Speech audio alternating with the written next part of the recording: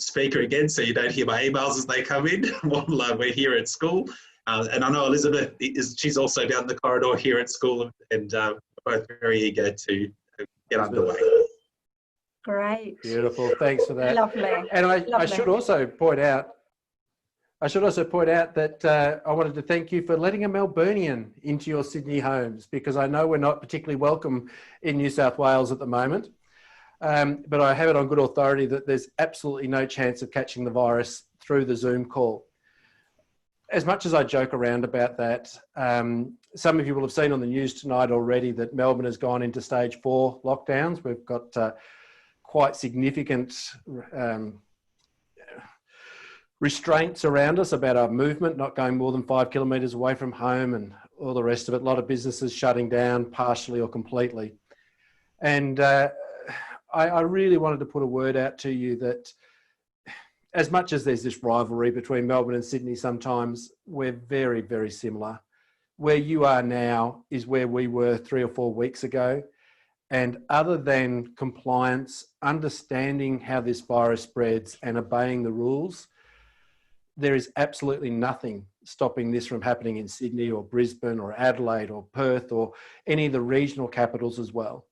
So I really do implore you to do your bit, keep social distancing maintained, and really do the utmost to keep a lid on this virus, because once it's out of control, Dan Andrews was talking today about if we didn't do what we're doing now, we would be having 500 cases a day for the next 6 months. So anyway, that's not what we're here to talk about, but I thought it was important to throw that in. What we are here to talk about is this idea, growth mindsets. And as John was saying, there's a lot of stuff about growth mindsets out there. And a lot of it is, catchphrases and lip service, and it doesn't have a lot of depth. And what we're trying to talk about is to give it some depth and to give it some practice, to give it some real sense of what do we do to help change our child's mindset. This work, of course, is founded by Carol Dweck, based on decades of research. It might be a new term to many of us, but there is a huge volume of research behind it. And in some ways, it's not fair to try and boil it down to a short summary, but I'm going to try anyway. Essentially, what Carol Dweck talks about when she talks about a growth mindset and a fixed mindset is this. Someone with a fixed mindset basically sees the world like this. They say, hey, look at me. What you see, this is what you get. The person standing here today is pretty much the same person that's going to be standing here in 5 years' time, because this is just the way I am. There are some things I can do, some things that I'm good at. I'm always going to be able to do those things and be good at those things. And there's some things that I'm not so good at. I don't talk about those very much because just can't do them. And when you see yourself like that, this is me, get used to it. This is just who I am. You spend your life looking inwards. You ask yourself, who am I? And as a result of discovering the answer to that question, you ask yourself, where do I fit in the world? What am I good for? Where's my place in the world? Because I couldn't do what those people do. I'm just not like them, but maybe I could do something like those people. And we hear our children asking these fixed questions of us. They'll ask us questions like, do you think I'll be any good at that? We've all had questions like that. And what the child is asking us to do is to look inside them, tell them they've already got the ability, and take away any risk of failure. On the other hand, someone with a growth mindset sees the world like this. They see it like, hey, look at me. What you see is just who I happen to be today. I change, not just a little bit, I change a lot. I change some of my most basic characteristics, my talents, my abilities, even my intelligence. It's all up for grabs. The person standing here today is a shadow of the person that will be standing here in 5 years' time. Because I don't stay the same. I grow, I change, I develop. I become the person I want to become. And when you see yourself like that, the person standing here today is going to change, you don't spend your life looking inwards, asking who am I and where do you fit in the world? What type of person am I? You spend your life looking outwards, asking, who do I want to become? What sort of person do I want to be? And what do I need to do to become that person? And in that difference between who am I, where do I fit, and who do I want to be, and what do I need to do to become that person, is the key difference between a fixed and a growth mindset, and the main reason we are doing this work. And the difference is choice. You see, someone with a fixed mindset says, this is all I can be. This is just what I'm good at. I can only choose this in life. Whereas someone with a growth mindset says, I can choose anything I like. I want to be a musician, I'll become a musician. I want to become an engineer, I'll become an engineer. I want to become a leader, I'll become a leader. It's not a matter of discovering what you're good at. It's a matter of creating, becoming the person you want to become. And I'll tell you a quick story about how this plays out. Let me just do it to this camera. When I was at high school, I went to a boys' school at high school, and I remember my first ever music lesson. And it was amazing. It was an extraordinary experience. I'd never had a music lesson in a music room with a music teacher ever before, so I didn't know what to expect. And so I've walked into this classroom, and the first thing I notice is the tables aren't all in rows like every other class I've been in. But over here, there's a group of tables, and they've all got drumsticks sitting on the tables.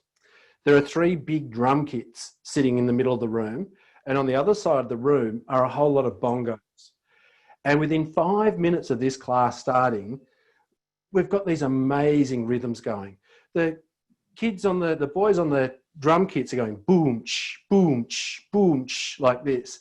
The kids on the bongos are going da-da-da, da-da-da, da-da-da, and the kids on the sticks on the table are going bang, bang, bang, bang. And it was amazing. I've just got, this is fantastic. I don't have to be a musician for the rest of my life. I can be a drummer instead. It was just, I thought it was incredible.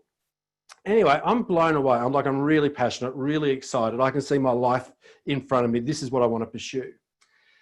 And then at the end of the class, the teacher's gone, boys, shh, boys. Before you go, I just want to see who can do this. He was testing us. And listen to the language. I want to see who can do it. And he said, right, what I want you to do is on your left hand, I want you to go ta, ta, ti, ti, ta, ta, ti. Feel free to play along at home. On your right hand, go ti, ti, ta, ta, ti, ti, ta, ta. Now, not that this has scarred me, but if I come back here for a moment. I didn't get that. Oh. Can you try again? Hey, there's something funny. Even when you've got your phone on silent and do not disturb, Siri keeps listening to you. How about that? Who knew that? Hopefully you won't keep talking to me. Anyway, so ta ta ti ti ti ti ta ta. Now, not that this has scarred me, but it looks like, and I'm trying to get it in a shot, looks like this. 1, 2, 3, 4. Hang on, got it wrong.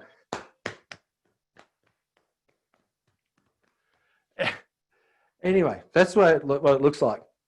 We all tried it. We went 1, he counted us in. 1, 2, 3, 4, and we all went, like any of you that just tried it at home, it's really hard.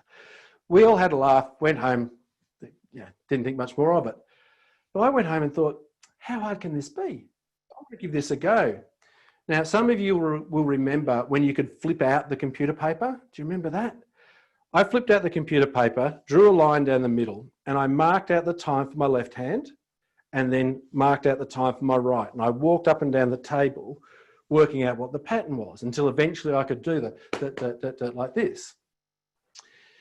I went up to the teacher the next day, the next lesson, whenever it was, and I said, hey, is this the thing you were asking us to do? And I showed it to him, and I still remember his face. His face just lit up. He just went, wow, James, that's amazing. Congratulations. Well done. How did you do that? And I told him about walking down the piece of paper and marking it all out and a couple of hours it took me to work it out. And he went, oh, so you can't really do it then. See, in his mind, there were people who could just do it. and other people who had to work hard to make up for the fact that they weren't really musical. And see, what had happened was that in just a moment, in that one expression, in that one, you're not really like that, what he had done was build a boundary around me. He said, you're not musical. And I said to myself, well, if you're not musical, James, what are you? And I looked inside myself and I said, well, I'm good at maths and science. That must be the sort of person I am. And I built another boundary around me. And I limited myself to saying, I'm a math science person. I don't do music. I love it. The people who perform it, that listen to it, you know, I watched the school musicals, but I never once auditioned. I never once went to a music lesson because I'd be wasting my time. I'd already told I wasn't musical. Now, some of you are just going, oh God, that's terrible. That wouldn't happen anywhere, would it? No, that's exceptional. No, that happens all the time. Think about the way we sometimes speak about our own children. If you've got more than one child, do you sometimes refer to one of them as the artistic one and the other one as the mathematical one and the other one as the other one? When we label, when we end up building these boundaries around our kids, these limits. And what I want to talk about today is how we unlimit our children. It doesn't mean they're going to achieve everything. It just means we give them the opportunity to go in any direction, to choose to become the person they want or need to become in life. So that was my music story. Let's have a look about what happens, and I'll do it this way. What happens with these mindsets? When you see yourself as this is me, get used to it, this fixed mindset, you're not musical, you are this, you're not that. You avoid challenges. Just like I didn't go to the auditions, I didn't go to the music lessons. A challenge is just an opportunity to fail. I already know I'm not that sort of person, so I decide not to even attempt to do that work. I give up easily. See, for someone with a fixed mindset, things that are hard today, they're going to be hard tomorrow, and the next day, and the next day, and the next day. So my life becomes about the path of least resistance. I'm always looking for the easy option, the thing that I can do easily, rather than the thing that struggles, because I don't want to struggle. I mean, who wants to struggle all the time? Someone with a fixed mindset sees effort as a bad thing. Now, bad thing. See, many of us, we praise our children for effort. We say, good effort, great job, well done. Keep up the hard work. But when we say that, what's the message coming across? We both know the work wasn't great, but as long as you tried your hardest, that's okay. Can I suggest that's one of the most damaging things we can say to a child? That as long as they've tried their hardest, that's okay. So what we're saying is that you've put everything in, you've only got to this standard. I suppose you better get used to sticking at that standard then. I'm going to talk a little bit more about how we praise effort, but this good job, great effort all the time can be interpreted as making up for a deficit by some of our children. These kids will ignore feedback. After that first music lesson, what was the point in me listening to the teacher's feedback? I already knew I wasn't musical. And people who are musical, people who are what I'm not, I feel threatened by them because I can never be like them. See, for someone with a fixed mindset, the being has to come before the doing. I've got to look inside myself and say, do I have mathematical abilities before I'll do maths? I have to ask myself, am I a leader before I'll take on the leadership role? And we see this sort of stuff and the way it echoes through, because sometimes a fixed mindset, it can actually be a very safe place. It feels like it's a safe place. Here's a little quote, and I'll give you the full screen of this one. Clint Smith, who's a poet, he said, I've said this before, but one of the only reasons I'm a writer is because I had a teacher in third grade who looked at my poem about clouds and said, you can be a writer when you grow up. It stayed with me forever. Teachers don't underestimate what your words can do for your students. Now, that idea, you know, we say that to our children. We say, you can be a writer, you can be an artist, you can be a dancer. But how much more powerful would the message be if we'd said instead that with the way you worked on that, you could be a writer one day, or anything else you choose to be. See, it's not about trying to find who you are. It's about deciding who you want to become. And people with the fixed mindset, when they go to school, they feel like it's a test. They go into the classroom wanting to discover if they've got the abilities. So they'll go into the maths class and say, let's find out if I can do maths. On the other hand, someone with a growth mindset, very different set of symptoms. These children will embrace a challenge. Don't give me hard things, give me easy things. Don't give me easy things, give me hard things. Things are going to stretch me, challenge me, help me grow. These students are more persistent because they understand that things that are hard today, they're going to be easy tomorrow. See, someone with a fixed mindset says, this is hard, this will be harder, this will be really hard, this will be impossible. Someone with a growth mindset says, this will be hard until I make it easy. Then this will be hard until I make it easy. Then it doesn't get harder and harder and harder. It just gets hard until it's easy. And then the next step is always that little bit hard. These students see effort as a good thing. Praise these kids for their effort all day, every day. In fact, if you try to praise these students for their assignment, the project they've just done, the thing they've just achieved, they'll say, yeah, sure, that's good. But did you see what I had to do to achieve it? Because for these students, they understand that their best, let's show you this as well, is only their best when they measure by yesterday's standards. By tomorrow standards, it's going to be their second best. And so, get back to here. These students, whoops, where did I just go there? Yeah. These students will learn from our feedback and they'll embrace the success of others.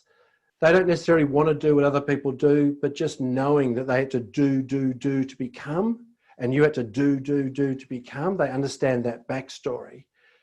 Reassures for them that if they go through a similar process, they'll be able to become the person they want to become as well. Because for these students, they understand that becoming comes before being. They're not looking inside themselves saying, am I a musical person? They're saying, music's cool. I'd love to be a musician. Can I have some lessons, please? Because I don't know how to do music. They're not looking inside themselves saying, am I a leader? Can I be a leader? They're going, I want to be a leader. How do you become one of those? And they understand that learning is about creating their abilities. They understand what, sorry, beg your pardon, there we go. They understand what George Bernard Shaw told us many years ago, that life isn't about finding yourself, but life is about creating yourself. But how often do we hear that message? That I'm trying to work out who I am. I'm trying to discover what I'm good at. Someone with a fixed mindset loves a personality test. A test that they take to mean this is who I am. And we've all been the victim of a personality test at some point, haven't we? I mean, we've all had a personality test that said, oh, you're one of these, which means you're really cut out for, suited to this, and this, but probably not going to be very good at those things. And what we do when we interpret a personality test like that is we allow it to build these limits around us. So clearly, and by the way, I should have mentioned earlier, if you've got a question about any of this, there's a chat box in Zoom. Put the questions in there. My lovely producer, Jane, who's on the call, will sort of collate the questions and share them back to me in a little while. Where did this mindset come from? Clearly, we want our students to embrace challenges, to value effort, to listen to feedback, to embrace the success of others and learn from that. But where do we get it from? Carol Dweck describes it like this. She says that we like to think of our champions and idols as superheroes who were born different from us. We don't like to think of them as relatively ordinary people who have made themselves extraordinary. Why not? I can tell you why not. What most of us do when we see someone that can do things that we can't do, we look at them and say, well, that's great. Well done. Congratulations. That's fantastic for you, but I'm not like you. And the minute we do that, the minute we attribute someone else's success to who they are, rather than what they've done, we create what we call a greatness gap. And it's this greatness gap that is at the heart of the fixed mindset. Whenever we hear our daughters, whenever we hear on television, whenever we hear ourselves talk about someone who's just like that, they're naturally good at, they're just the sort of person who can, we create this greatness gap. And in doing so, we excuse ourselves not just of the responsibility, but the mere possibility of ever becoming like them. And that's what my music teacher did. When my music teacher said to me, oh, so you can't really do it then, he created a gap. He said there are people in the world who can just do that, and you're not one of them. Maybe if you work much, much harder than them, you'll be able to do it, but you'll never do it the same way because they can just do it. They're naturals at it. And when we do that, as I say, we create this gap. And what I want to share with you is the number one strategy that we're going to talk about to help our daughters develop a more growth-orientated mindset.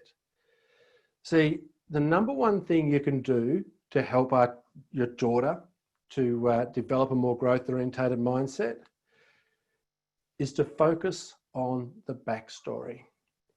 You see, behind every great achievement, when you see that person standing on the podium, when you see that amazing piece of artwork, when you see whatever it is that person is doing, what you're seeing is the end of a long journey of becoming.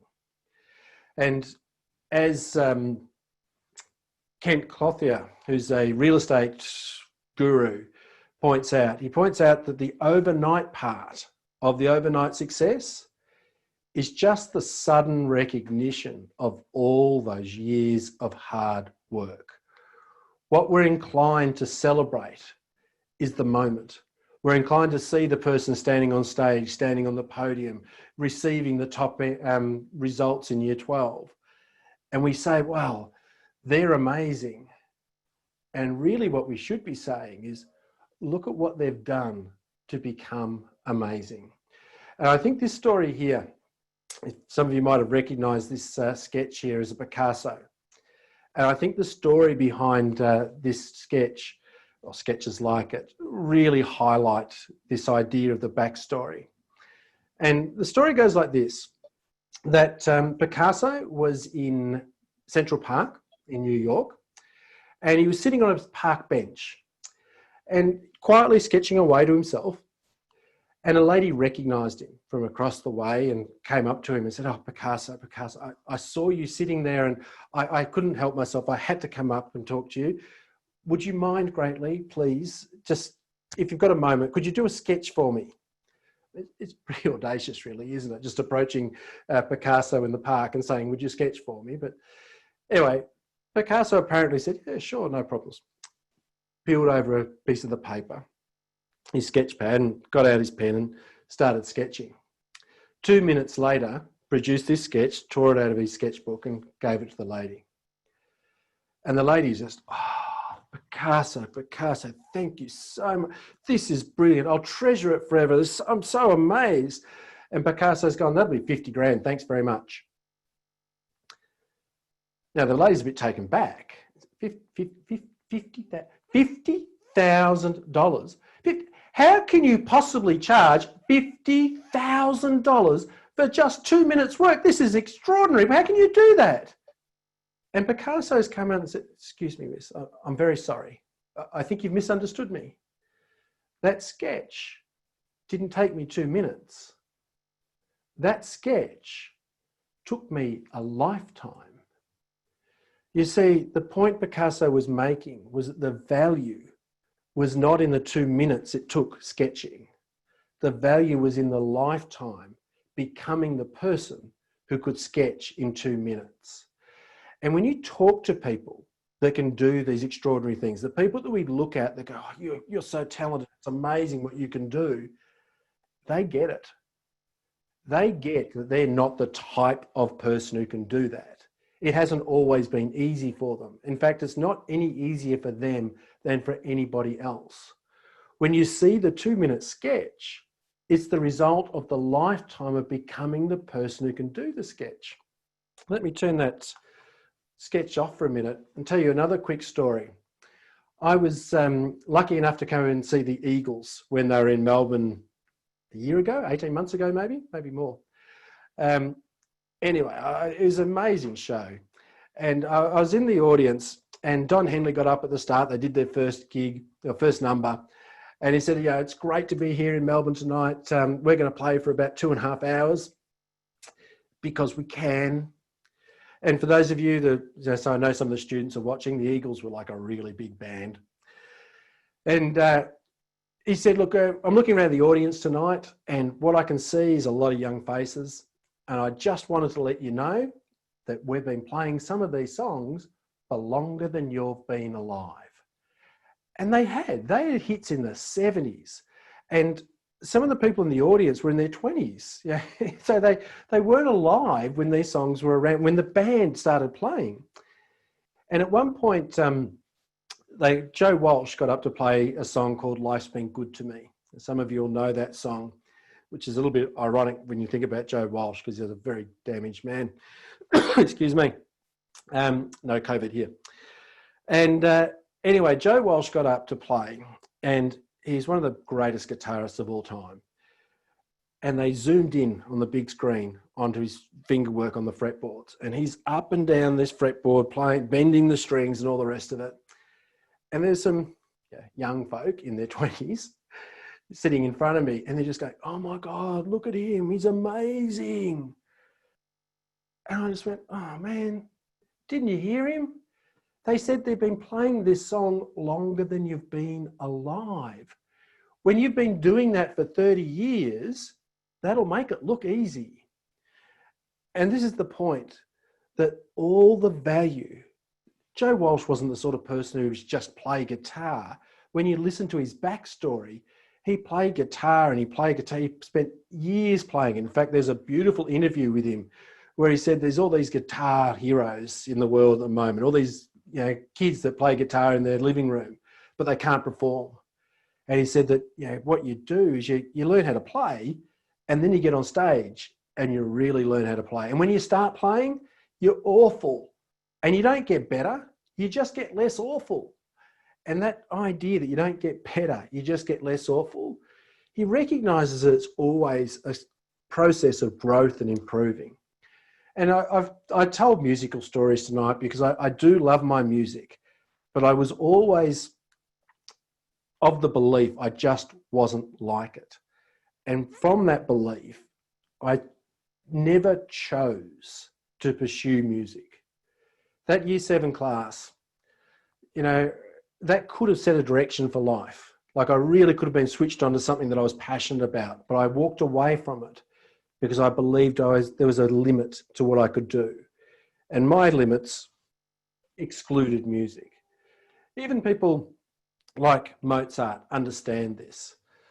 But he says, people make a great mistake who think my art has come easily to me. No one has devoted so much time and thought to composition as I. And I'll come back. Here we go. And I'm just going to, you might hear a little noise in the background. I'm just going to skip over a slide. And when you really get this, it's actually annoying to have people come up to you and say, oh, you're so lucky. Oh, you're so naturally talented. You're so gifted. It's really annoying to those people because like here, Ray Allen, one of the best 3-point shooters in the business of basketball, he says when people say God bless me with a beautiful jump shot, it really pisses me off. I tell those people, don't undermine the work I've put in every day. Not some days, every day. When our daughters achieve something, their standard is temporary. The thing that we value most is what they did to get there. At the end of year 12, they're going to be ranked. And the message that comes with that has to be, it's about where you are, not who you are. It doesn't tell you that you're never going to be better than the person who got 5 points higher than you and you're always going to be better than that. It's not about that. It's about what you do to become. And this idea, when we talk about this work, it has a profound influence on our life. I've told us a little bit about my story, just around music, but we go through our lives with these limits around us. We say, oh, I could never be like that. I could never do that sort of job. I could never take that level of leadership. I'm always good at this. I'm never good at that. And we use it as an excuse. We build these limits. And what I want to do now in the last 20 minutes or so is talk about some of the things that we can do as parents to help unlimit our children. And I should point out that, we do this. I've got a daughter in year 12 this year, and we build these limits out of love. We do it with the best of intention, and we do it from a very, very early age. I remember a dinner party I was at years ago when my daughter was very young, and one of the children there in the terrible twos was throwing a tantrum, and one of the parents gave a colouring book and some pencils to this child to sort of calm them down, keep them busy in this restaurant. And the child grabbed the pencil, scribbled on the page like this. And one of the other parents has said, "Ooh, has she shown any artistic ability yet?" She was 2 years old. She was holding a pen in her fist, scribbling on a page. No, she hadn't. And she's not meant to. But out of love, what we're inclined to do is look at that child and say, oh, no, I don't think she's very artistic. She's going to be more of this sort of type. And as soon as we do that and they're listening, they're saying, oh, so this is not for me, but this other thing is. And we start building these limits, not because we intend to, but because we want to protect them.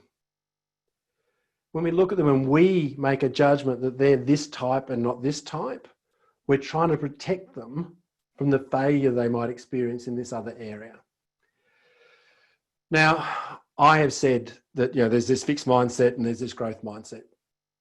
Clearly, that is not the case. There's not some of the girls at Asquith saying this is fixed, and these are growth. In reality, what we all are is actually somewhere on a continuum between fixed and growth. And where we find ourselves on that continuum is a sum total of all these messages that we've received all through our life. When someone said, well, as long as you tried your hardest, or I guess that's not your thing. Or on the other hand, when they've said, look how far you've come. Look what all that hard work brought you, and didn't celebrate where they got to, but celebrated the work that got them there and said, well, think how much further that's going to get you. These are what I call positive and negative mindset movers. Negative mindset movers create the fixed belief and build the boundaries around our children. Positive mindset movers build more positive messages, push us towards the growth end of the continuum. Now, this diagram, and I know it's too small for you to see on the screen now, Jane, my beautiful assistant here, our producer tonight, is going to put a link in the chat box. Now, down the bottom here, if you're on presenter view, there's a chat icon. And in the chat box, Jane is about to post this link.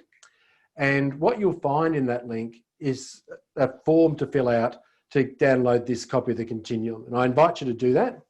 And while you're doing that, if you've got any questions you want me to address before the end of the session tonight, pop them in. Jane's keeping an eye on them. So we'll do our best to address as many of them as we can as we go through. But what we're trying to do here with the teachers at Asquith and now with you is to surround our daughters with increasingly large numbers of positive mindset movers. And to do that, we're going to create what we call nudges.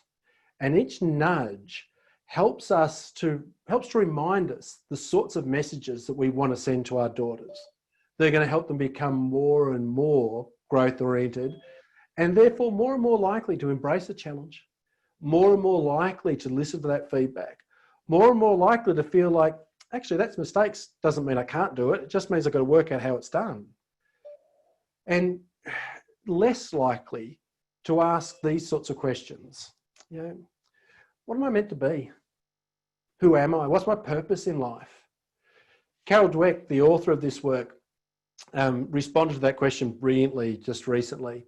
She was asked in an interview, what do you say to people who are trying to figure out their purpose in life? You know, what am I meant to be? Who am I meant to be? And her response was, I always like to reframe that question. And instead of asking, what am I meant to do in life? Who am I meant to be? Ask, what type of contribution would you like to make? So rather than trying to discover what your purpose is, choose what you want your purpose to be. You're not trying to work out where you fit in the world. You're trying to work out who you want to become in this world. And this is where we started. We started with this idea of choice.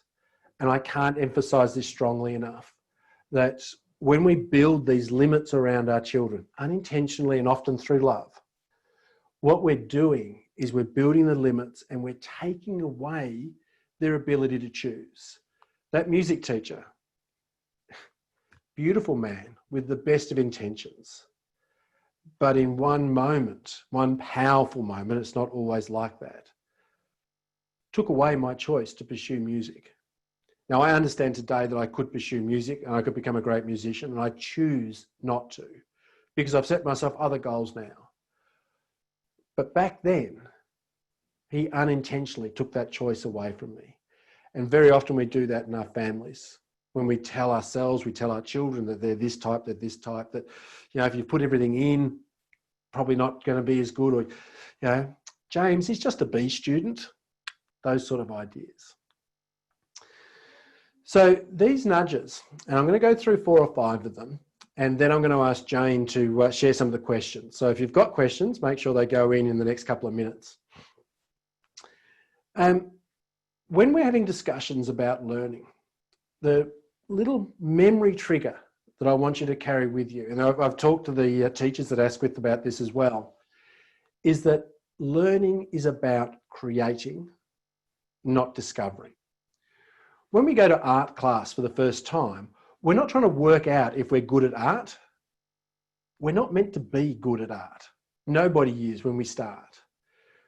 What we're trying to do is work out if we want to become good at art. We're all capable of becoming that. Everyone starts not very good at all. Go into a grade 3 3-year-old early learning centre at some stage and look at the artists in that room. They're awful. Seriously, I mean, even the greatest artist as a 3-year-old is still painting with their fingers and doing nothing significant.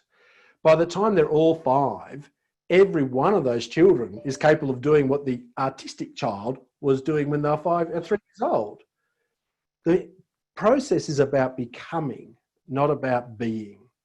And so when we talk about learning in school and pathways and so forth, it's about what do you want to become? What's your choice, and how are you going to go about becoming that person, not discovering what you're good at? Because the sad truth is that if you spend your life trying to find out what you are good at, you are going to have to take the path of least resistance, because you're not good at anything without doing the work to become good at it. The story of Mozart, the story of Picasso, the story of anybody who has achieved anything significant is that same story, a long story of becoming rather than being. This next one is a interesting one, I find, because we look at our daughters and they've got strengths. There's no two ways about it. Some of our daughters have a strength in language or in music or in art or in maths or in science or whatever it is. And the important message that we need to get across when we talk about their strengths is that their strengths are relative, not absolute. It's their current strength. And the only reason it's a strength is because the other areas aren't as well developed. And this is where we talk about Howard Gardner's work. Howard Gardner famously talked about multiple intelligences, and many of you will have heard about the idea of multiple intelligences. And in the most recent edition, which is about 5 years old now, of Frames of Mind, where he talks about the work and how it's developed over now 30 years, he talks about how in the West, we took his work to say 7 or 8 intelligences, which one have I got? But in the East, in the Asian countries, they say 7 or 8 intelligences. How do I get good at all of them? And it turns out that's the way he intended the work. That the idea wasn't to find out which intelligence you have or which intelligence you are, but his definition of intelligence was the ability to produce something valued by society. And children can't do that. The idea is that what we need to do is develop in all of our intelligences. And we're going to be uneven, but the strength we have today doesn't have to be our strength in the future. Again, my story. I told you before that when I gave up on music, I sort of went, who am I? I'm a math science kid. That's who I am. And so I went and did what I was told I was. I was a math science kid. So guess how hard I worked in art and music and language and these sort of areas. Wasted my time, wasn't it? And it became a self-fulfilling prophecy. I was told I'm a math science kid, so I had to be a math science kid. It wasn't until I was in my late 20s, early 30s that I sort of went, I don't know that I want to be a math science person anymore. And I hadn't even realised that at some level, the choice of becoming something else had been taken away from me by the assumption, myself perhaps, and the self-fulfilling prophecy of me saying, well, if I'm only good at maths and science, I'll do maths and science. Doing maths and science made me good at maths and science, which perpetuated that idea. Today, though, I've spent the last 20 years working on speaking, working on writing. I've written 4 books now. I'm a certified speaking professional. My strength today is absolutely in the area of creative thinking and communication. And I almost failed Year 12 English. Now, I haven't been hit on the head at some point. The strength goes where you put the right sort of work. And that's the message we need to send to our daughters. By all means, build on your strengths. By all means, build on your strengths. But don't do it because you don't believe you can build on your weaknesses. You can. And your strengths today aren't necessarily going to be or have to be your strengths in the future. You can build on those areas and become strong in those areas as well. So strengths are relative, not absolute. When we talk to our daughters about performances, their achievements, always attach a timestamp. Always do that. I've talked to your daughter's teachers about this. When we talk about their best work, it's their current best, their best to date, their best so far. Don't incidentally or, unintentionally communicate the idea that somehow what they've just done is an absolute. It's their best. But from a fixed mindset perspective, if your daughter has sort of fixed tendencies and you say, that's your best work, I want you to show me your best work. What they think you're showing them, or she's showing you rather, is their limit. This is as good as it gets. So when we say this is your current best, your best to date, the best this year, the best so far, the best of school, but you've got further to go, it's always about being where you are and the idea that you're going to improve and grow and get better. Even with grades, right? Grades don't define who you are. Grades just tell you where you're up to. So you've got a C this week. What are you going to do to get the B? How much more work could you put in to get the A? What have you missed out on?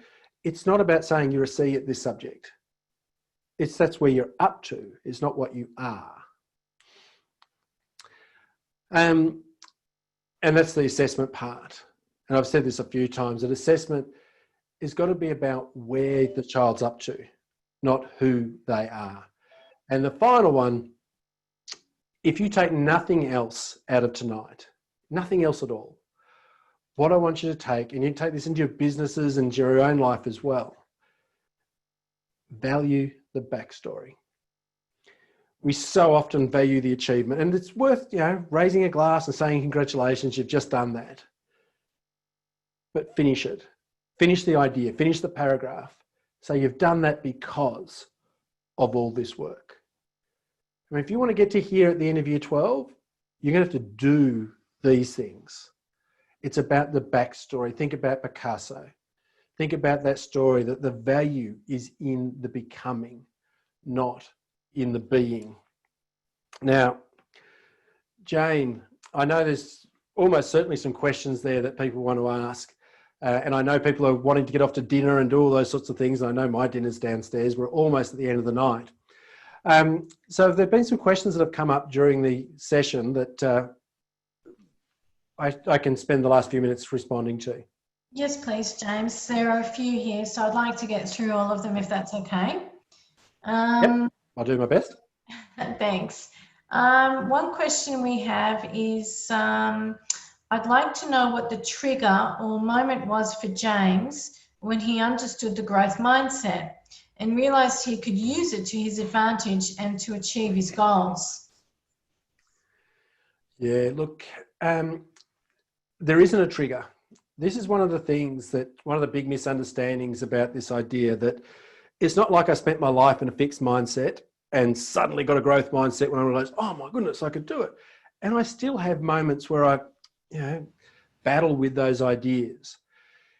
The shift, sorry, did I just swear? I didn't mean, I tried to say shift, but I felt like I slurred and said a different word.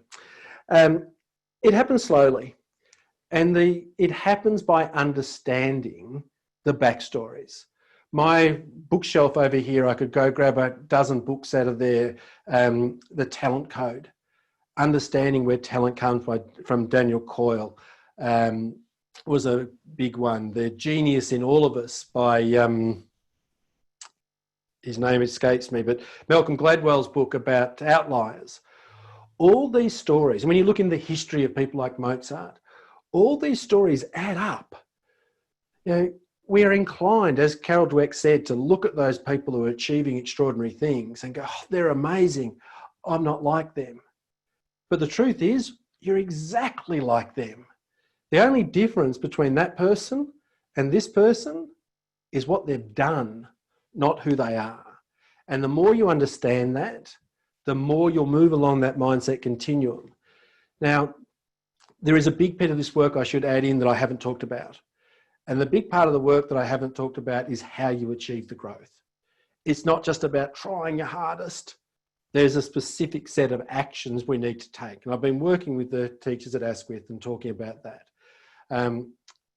But yeah, so to answer the question, there's not a moment, there's not a flip, it's a gradual change. And that's what you'll find when you look at that mindset continuum, that we more and more and more, as we build those positive mindset movers, we become more and more growth oriented.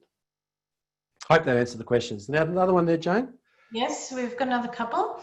Next question, what's the best way to celebrate the things they are particularly good at? Are we narrowing their mindset if we say something like, you have such a good eye for design, or you are a great sports person, etc.? Is there a better language to use? Is there a better language? Absolutely. I don't like putting words in people's mouths because you get the praise, effort, and not yet type stuff that is flawed in so many ways. The key to celebrating those things is to say, look, you have got a great eye for art because of what you've done. It's about how did you develop that eye? Ask the question. And sometimes it takes a lot of unpacking because we don't always recognise how we develop that eye or that talent or whatever it is that we're talking about. Sometimes we practice without knowing it. If we had more time, I could tell you a story about my partner and I, and how she can dance and I can't. And there's a good reason that I'm getting better at it, but it's a longer story than we've got time for tonight. But the key here is to value the backstory, always to look at the becoming. And of course, the other side of that, I talk about the backstory a lot, but the real essence here, the real reason we're doing this is not for the backstory, it's for the forward story. It's for the understanding our children get of, if I've got to here, where's the rest of my life going to take me? And to talk about in that moment where you've got a great eye for art, how are you going to further develop that? It's not something you've got. I mean, you're not fantastic at it. You're great at it compared to where you were. It's your current best. You're really great at the moment. How are you going to get better? Think of what you've done to get, it's that journey that we're trying to highlight. It's like the quote I had up before, the overnight part of the overnight success. Just the sudden recognition of all that hard work. Recognize the hard work. One more, Jane, and then I think we probably better wrap it up. Okay, no worries. This last one is, how can we motivate our children to want to do their best, to keep going and find their passion? All right. Motivation is a really interesting question. While I'm answering that question, what I'm going to do is I'm going to put this up in the corner. Oops, not that. Oh, there you go. Ahead of myself. One of the things that, just so while I answer this question, some people might want to know this. I've answered some of these questions and some of the questions that I've missed in various parenting summits that I've been fortunate to be invited to do recently, or over the last couple of years, and some of them are on my website. So at jamesanderson.com.au, if you go to the parent section, there's 3 or 4 of these videos that I've done like this for other groups, and I highlight different aspects. So if you didn't quite get your question answered, you might want to have a look there. But the motivation question is a really interesting one, because when we look at what really motivates people, there's a book by Daniel Pink called Drive. And what truly motivates people as adults that are beyond the, needing to be fed and that sort of stuff is 3 things. It's autonomy, having choice, mastery, being able to see that you're improving, and purpose, doing it for a reason greater than yourself. And what the growth mindset does is it allows you to see that you've got autonomy. You can choose. It's very, very motivating to be able to say, if I want to become a musician, if I want to become an artist, if I want to become a scientist or an engineer or a leader or a better parent, I'm capable of becoming that person. And the second part that motivates us is that idea of seeing our own growth. And one of the elements here about understanding the change. One of the traps of schooling, I suppose, is what I call the moving measuring stick problem. That I got a B in year 7 and I got a B in year 8 and I got a B in year 9. I've actually grown. I'm reaching a higher standard today than I did. But because I'm using the same letter, the same name to describe different standards, sometimes I don't see that growth. I don't recognize it. So helping our daughters recognize that growth, recognize that change, is a way of helping them understand that, yeah, you're right. I mightn't be where I want to be at the moment, but I've come a long way and I can continue to grow and improve. So it's not a case of finding your passion. It doesn't live inside you. It's a case of deciding what you want to be passionate about. And I'll finish on this note that someone with a growth mindset deeply understands themselves as a learner. They recognize that the person they are today doesn't have to be the person they are in the future. So they're capable of becoming whoever they want or need to be. And in a world like we have particularly highlighted at the moment with COVID-19,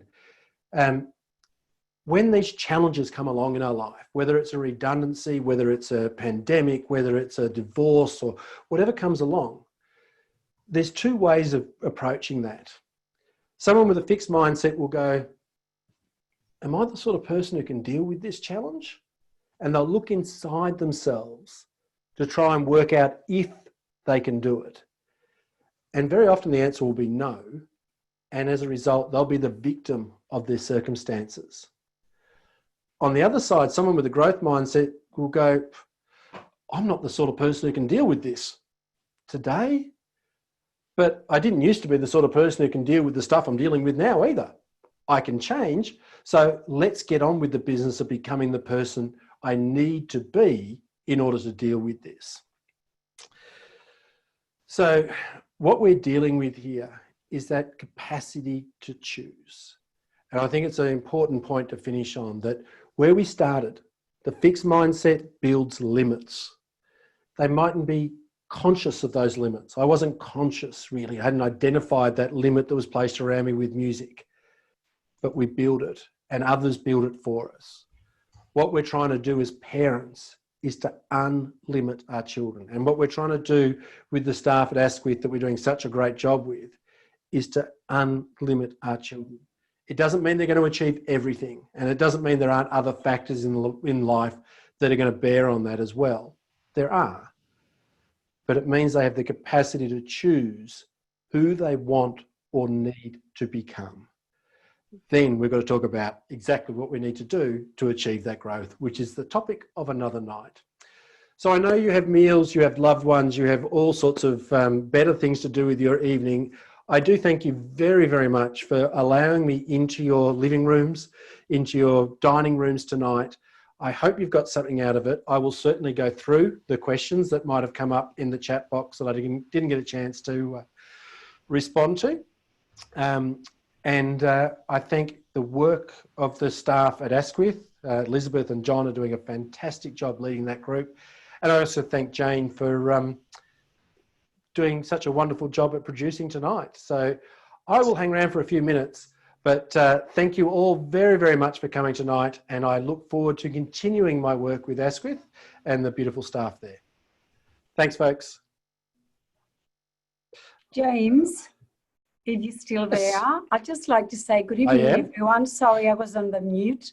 So therefore, Jane, thank you, Jane, for giving me the others. Thank you very much to all our parents who joined us. James, thank you very much for tonight. I think you have raised a lot of questions to think about as parents and as educators, but I think you framed it quite well. It is extremely important we do not put limits around other children. We actually let them raise their wings and we support them in order for them to achieve the very best that they can and continuously encourage them to move from one performance level to the other. So we are very committed, as you framed it, and we know that children deserve every opportunity, and we're here to make sure that we work with our parents and the children in order for them to achieve the very best they can. So thank you very much. And thanks to John as well. Thank you, everyone. Have a good night. Thanks, Elizabeth. Bye, James. Thanks. Thank you. Yeah.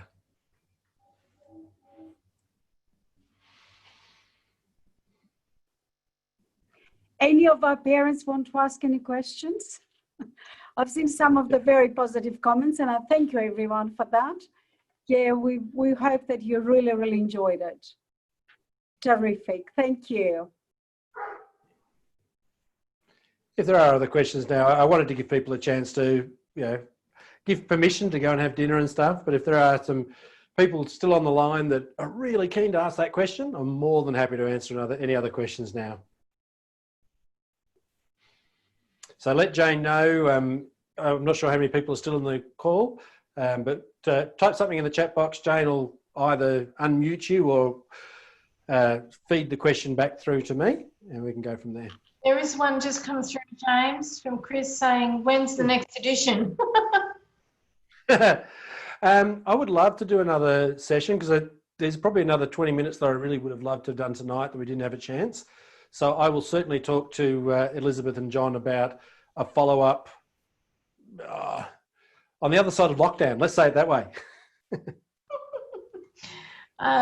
There's another one here. Are teachers reframing their language in school to our kids in terms of growth mindset? Absolutely. That's a big part of what we're working on, obviously, with the staff at Asquith. It's always a challenge. Okay, with some of the phrases that we've used for years, decades sometimes, and reframing those. We trip up every now and then, but it's about language, but it's also about all sorts of other things that we're working on as well. So, yes, and when you get to the coaching interviews this week, I believe, hopefully you'll hear evidence of that as well. So I'd love to jump in there as well there, James, just to talk about some of the ways that we have been using that language. For example, with the last school reports, we got our teachers and head teachers to reread the comments that had been written to remove words like potential or capacity, because these words, when you think about the work that we're doing with James, they reflect that fixed mindset of saying, you have a defined potential, and schooling is about finding those abilities, whereas we need to really change the language that we're using. You'll notice when you join us for the online coaching sessions that the teachers will be referring to some of the phrases from the nudges that James has mentioned. We're making that part of our language in our individual and group coaching sessions that we're doing with the students. And I can see that one of the comments was, but you're still using grades. Yet Department of Ed schools do have to do A to E reporting. But what we're trying to get across is that idea that a C in year 9 is a whole year's worth of development and growth compared to a C in year 8. And we really want to celebrate all the work that has gone in to even maintaining a C, because a C in year 9 is so much more work than a C in year 8. So it's about that backstory and getting that mindset idea across. Yeah, and as we said, it's about understanding that the grade is about where you are, not who you are. And so when all these things add up, the student will start to realise that C is so much growth from another C. And we do have a lot of historical stuff in education that we're going to keep doing the way we've done it, because it is the juggernaut. But it's the meaning that we attach to it that's important. We don't have to throw out grades. We just have to make sure the meaning is correct as we talk about them. Cool. I've got another one here. I'm just going to that now, James. Have we still got many people in the room? We've got 35. Yep. Okay, so we're still going, good. So the lovely Lisa's saying, on behalf of the PNC, thank you for working with our girls and helping them in a very complex world to support their growth mindset and make the most of all their opportunities. Absolute pleasure, Lisa, wasn't it? Yeah? Yeah. Thank you. Yeah. It's such a joy to work with the staff at Asquith. They're so motivated, they're so passionate, they're so committed to the education of our girls. If it wasn't for the long commute, I'm in Melbourne, I wouldn't hesitate to send my daughter to Asquith. So it's beautiful. But thank you for the recommendation. It is a long commute though. And not covered, James, not covered yet. All right. I think we have meals and loved ones to go to. All right. Thank you very much. I will make a commitment. Yep. Yeah, I'll go through the questions that are in the chat box, respond to themes or individual questions as needed, and we'll organise another one of these perhaps early next term or something. Yeah, that'd be fantastic. And, James, it would be worthwhile to say that we're organising a similar session for the students later in the year. So therefore, we've done for staff, we've done for parents and for students as well. But just to reply to the parent before, the language that we use, and I think John has touched a little bit on it, we do try to use the language, and teachers are encouraged to use the language in the classroom. And we do see a difference, but we need to break those fixed mindsets and empower them that they're able to do whatever they put their mind to, and with the provision that they work very, very hard. And as James said, it is about building that wall, and that wall has to be very strong in order to be able for them to see the outcomes that they want in life. Yeah, and that's why I'm working with you for a year or more, because these changes take time. It's not something you can just flick a switch and. Of course. Cool. All right. Terrific. Thank you, John. Thank you, Elizabeth. Thank you for Lovely. the parents that have hung around for the extra session Jane. at the end. Thanks, Jane. Stay safe, guys. Look after yourselves. Thank you again to our parents. Have a lovely, lovely night. Lovely conversations around the table. Lovely conversations around the table tonight. Terrific. Lovely to see you all. Thank you. Love you. Thanks, Jane.